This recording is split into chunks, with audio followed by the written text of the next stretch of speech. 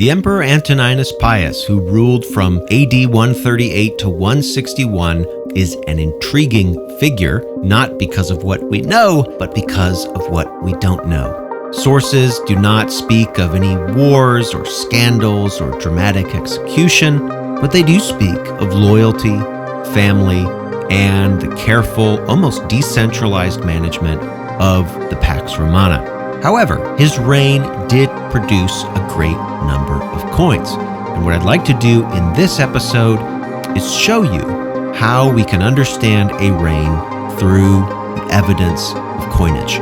We'll gain a sense of how Antoninus Pius interacted with the Senate, the extent to which he was loyal to the plans of Hadrian, the emperor that preceded him, and his devotion to family, as well as his big family, that is, the people of Rome. Antoninus Pius is remembered as one of the greatest emperors in Roman history, despite the fact that we know so little about him. Is this reputation merited? Let's talk about it on this episode of the Pax Romana podcast.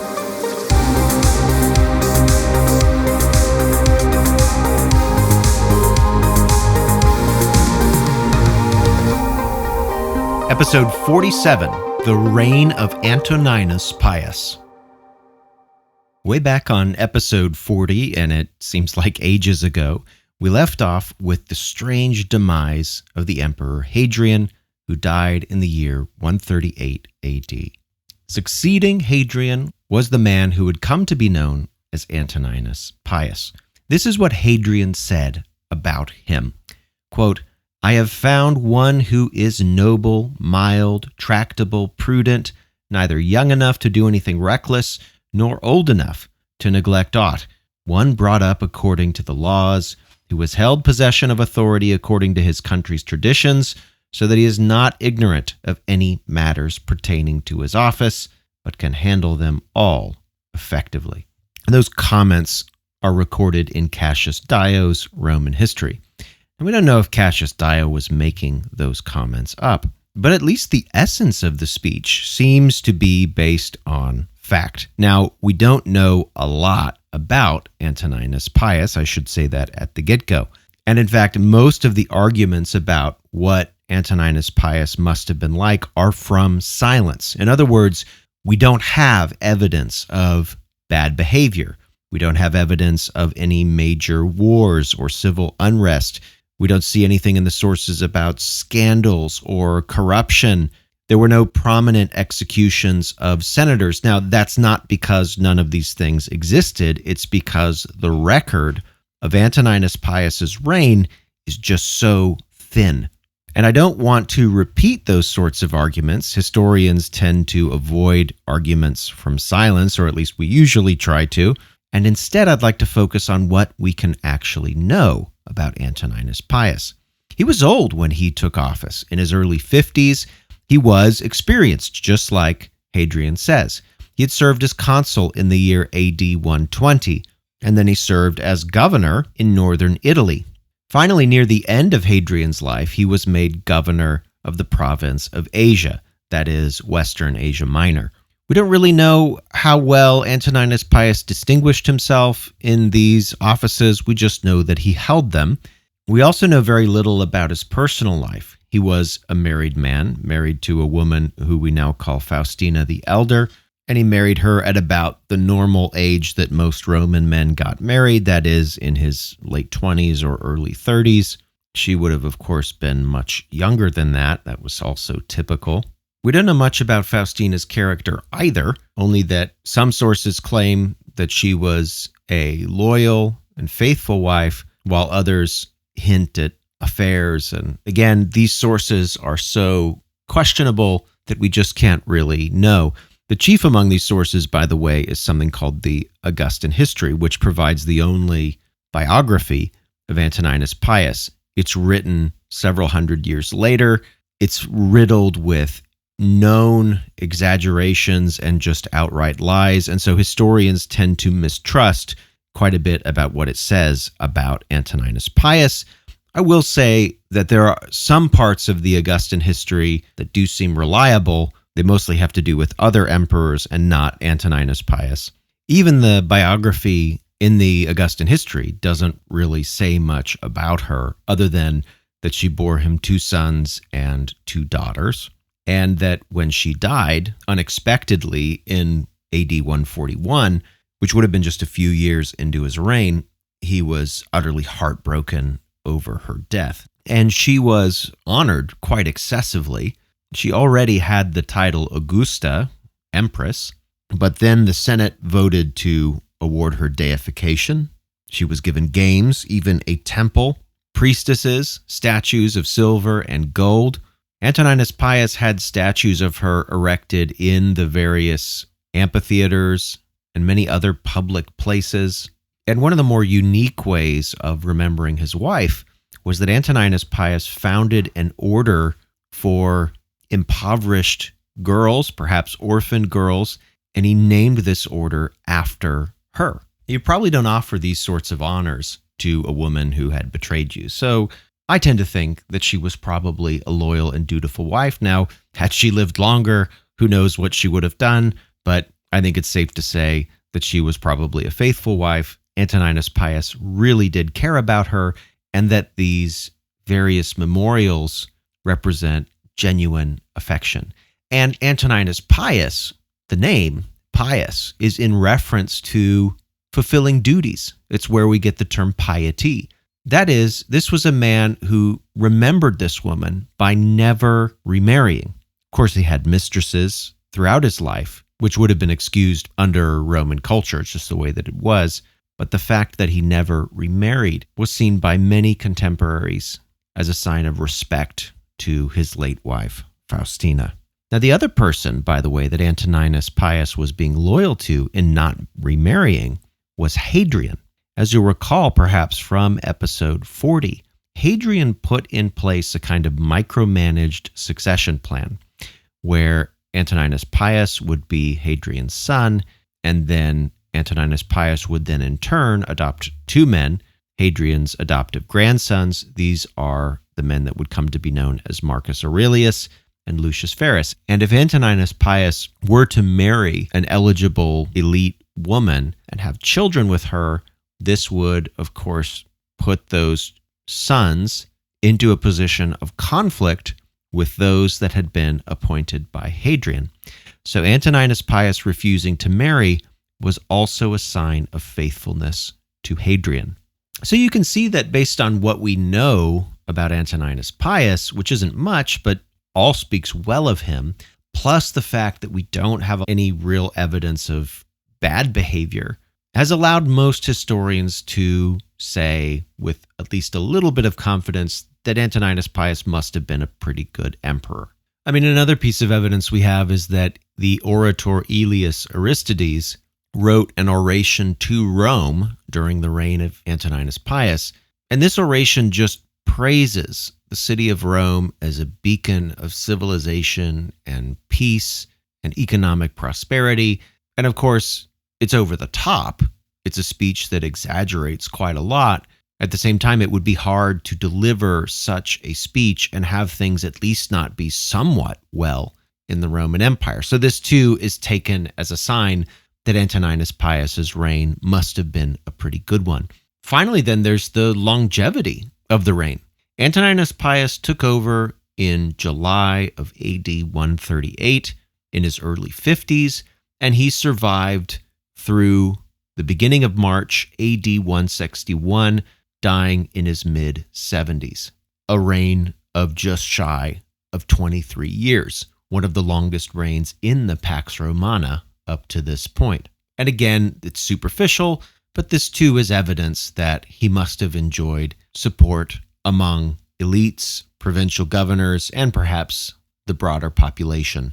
We have some evidence from inscriptions, in some cases whole buildings, which suggests that Antoninus Pius was a builder.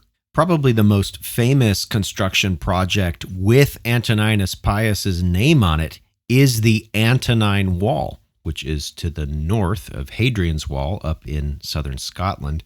Antoninus Pius didn't go there personally. In fact, I don't think he ever left Italy, if I'm remembering correctly, during his reign.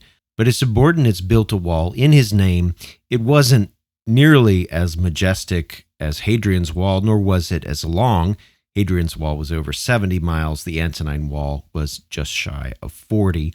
And the Antonine Wall was largely a mound of earth over the top, probably with some wooden structures there to help with the fortifications. And of course, it didn't protect much. Southern Scotland was not exactly a highly urbanized area, nor was it highly populated really at all. It was mostly area for grazing. And so the wall didn't really protect much, and it ended up being more of a liability, if anything, and was abandoned within a few decades. Antoninus Pius was a delegator. He tended to listen to the advice of senators and his provincial governors and give them quite a bit of leeway to do what they thought best. And maybe this is a reason why there were not too many problems during his reign, or at least didn't appear to be, because, at least all things considered, Antoninus Pius took a more decentralized approach as emperor, allowing people to solve problems on a more local level, figure out their own solutions. This, of course, allows those solutions to be more dynamic and responsive and realistic. But there's at least one way we can get a sense of what the central government thought, or at least wanted to project during the reign of Antoninus Pius, and that is through the coinage. Every time I teach on Antoninus Pius, and indeed I will do so in this podcast episode, I go back to an article that I think is one of the best written on the coinage of Antoninus Pius. It's by a scholar at Warwick University. Her name is Claire Rowan, one of the great scholars of Roman coins currently working. And what Claire was able to do was to catalog, broadly speaking, the types of coins that were produced during the reign of Antoninus Pius and what their general message was, in order to get a sense of the values and virtues and messages that were important to the regime. I won't go through the entire article. Obviously, we don't have time. You can read it. Claire's made it publicly available on her academia.edu page. You can just search for Imaging the Golden Age, and you can look for her name, Claire, C-L-A-R-E, Rowan, R-O-W-A-N. Then you can read it. It's actually a quite readable article. The minters of Antoninus Pius's coins, and maybe they were acting independently, or maybe they were acting at least under the explicit or implicit orders of the regime, the gold coins of Antoninus Pius, the most high-value coins that would have been seen mostly by elites and perhaps by some in the military, tend to show virtues of fidelity towards the family. Faustina herself appears quite prominently on these coins. So too does Marcus Aurelius, the young man who Hadrian had designated as his adoptive grandson. Also, themes of piety, of loyalty, are strong on these coins. Piety and images of the imperial family alone make up about half of the gold coins that were produced under Antoninus Pius. Now, the silver coinage, on the other hand, which was based on the silver denarius, really the bedrock coin of the Roman monetary system, the silver coinage tended to focus on economic policies, in particular, his provision of grain to the people of Rome through a system called the annona. Annona coins represent about 22% of silver coins produced. This is the most represented category of coins, followed by fortuna, good fortune, good luck, prosperity. And fortuna goes hand in hand with a healthy grain supply, obviously. So those two coin types are related. Antoninus Pius is wanting to let people know that he provides grain to them and that they have never been happier than they are under his reign. By the middle of the 2nd century AD, much of the wheat that fed Rome's more than 1 million inhabitants came from 3 places, principally from Egypt, but also from Sicily and North Africa. The annona was, in my view at least, a largely state-directed enterprise. Scholars do quibble about how much the state was involved, but I happen to think that the state was highly involved. The Roman state accumulated a majority of the agricultural land, certainly in Egypt, perhaps elsewhere. As the grain moved from the field down the Nile, down into the port of Alexandria, and then across the Mediterranean, the infrastructure that was used was either directly maintained by the state or was contracted by the state or coerced by the state. The state provided a kind of insurance policy for the shippers of grain that took the grain from Alexandria in Egypt all the way over to Rome. State officials in Rome, once the grain arrived there, would supervise and schedule and regulate the grain being unloaded and then carried up the Tiber River into Rome. And then it was distributed in Rome by a kind of state-run process and at state-subsidized prices. And in fact, for hundreds of thousands of people, the grain was given away for free, again, at state expense. We know that Antoninus Pius invested in the harbor at Puteoli, which is where some of those Alexandrian ships arrived.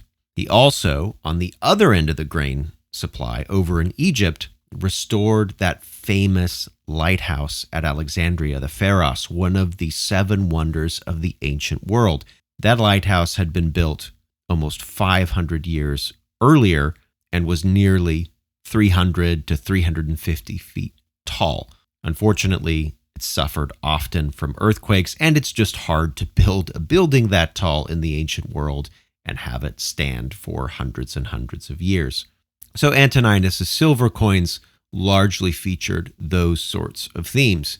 Interestingly, what is not on the silver coins are military themes, which is a bit strange because we tend to see military themes, themes of victory, themes of soldier loyalty on the coinage of previous emperors, and also this is the case on the coins of later emperors as well.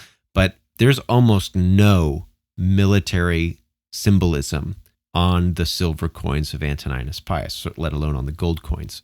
There were some military themes when southern Scotland was invaded in the early 140s, but that's about it.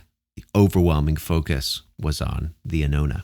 Because we know so little about the reign of Antoninus Pius, historians tend to view this emperor not on his own merits or demerits, but as a kind of gateway into the reign which would follow him, which we know far more about, and which is seen as the pinnacle of the Pax Romana, and that is the reign of Marcus Aurelius. And so next time we will look at the early life of Marcus Aurelius under Antoninus Pius, and how Marcus Aurelius was groomed to take over the Pax Romana. Of course, little did he or anybody else know that Marcus Aurelius would be the last emperor of the Pax Romana. Thanks for listening to the Pax Romana podcast. For more information, including a list of primary sources and further reading, check the show notes. Music by Red Productions and Exocore. Follow Professor Colin Elliott on X at ProfCPE or email colin@paxromanapodcast.com. Listen to more episodes on Spotify, Apple Podcasts, or just about anywhere podcasts are available. Stay tuned for the next episode of the Pax Romana podcast.